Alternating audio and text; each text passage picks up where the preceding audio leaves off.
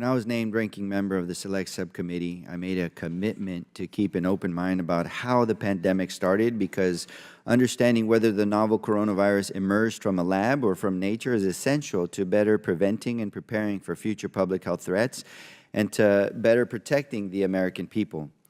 Unless and until we see specific evidence on the origins of SARS-CoV-2, the scientific process requires that we examine all possible hypotheses with objectivity, which is why I have concerns, Dr. Morens, that you appear to have frequently denigrated and dismissed the gravity of this deductive process.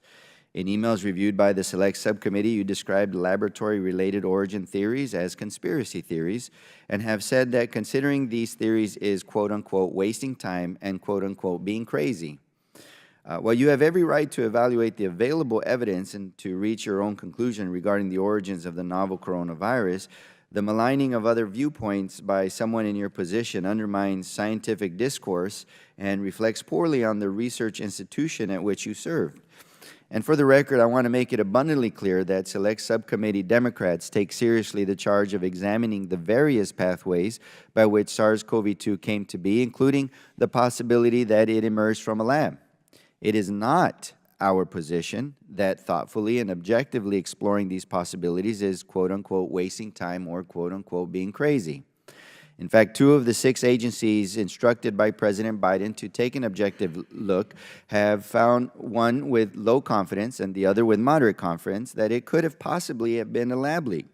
But let me remind everybody, too, that 4 of the others with low confidence believe that it came from animal transmission. So it is still inconclusive. But to the contrary, it is in the advancement of ensuring that our nation and the global community are in the strongest position to prevent and prepare for future novel virus and pandemics. So, Dr. Morens, with that in mind, let me ask you, is it your view today that all laboratory-related origin theories of COVID-19 are conspiracy theories?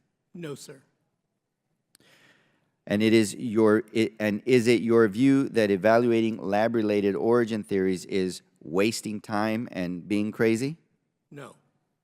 So can I ask, what has changed your perspective on these matters? I don't think my perspective has changed, and I discussed this in my previous, in the... I'm referring to thinking that they're crazy or a waste of time. Has that changed, or do you still think that they're crazy? They were made when I was thinking I was communicating in private off the government record, not as a government employee, but as a private citizen. And it was the same thing of dealing with Peter and these people, of being snarky and sort of making, you know, it was the coin of the realm to try to cheer Peter up with snarky comments and often profane comments. I apologize for that. I never thought, I shouldn't do that, and I never thought it would be entered, you know, but put forward in front of the American people. I shouldn't have done that, obviously. I recognize that.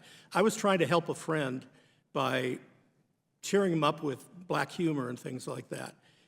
I never thought it was crazy. I did, as you said, I did believe from very early on that the evidence suggested that the virus arose from bats.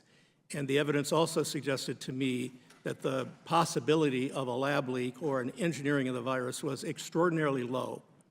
But if anybody, a reasonable person, thought, or disagreed with me and thought that it merited further investigation, it should. I mean, you know, I'm only one scientist. There are other scientists, there are public officials who want to understand all this.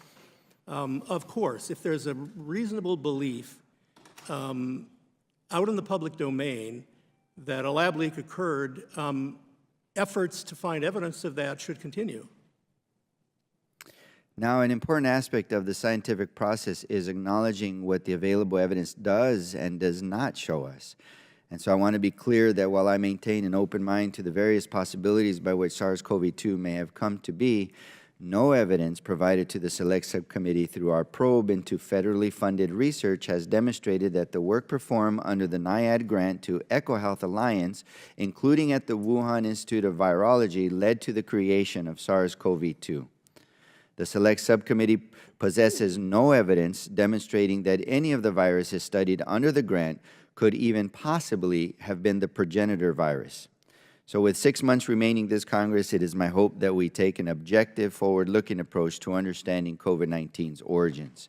And with that, I thank you and I yield back.